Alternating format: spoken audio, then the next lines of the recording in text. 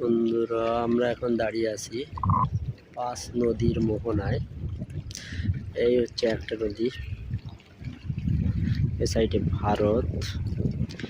এখান থেকে যেটা গেছে এটা হচ্ছে দুইটা নদী, 2 নম্বর নদীর মোহনা। তারপরে যেটা দেখব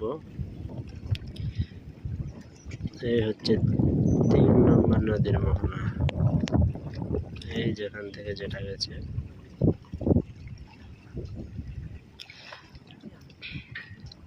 তারপরে এই যেখান থেকে একটা নদী চলে গেছে 4 নম্বর নদী এটা।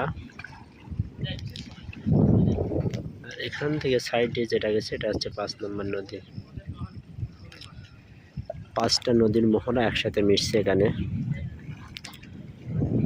দেখেন ছোট ছোট কিছু নৌকা নদীর মধ্যে।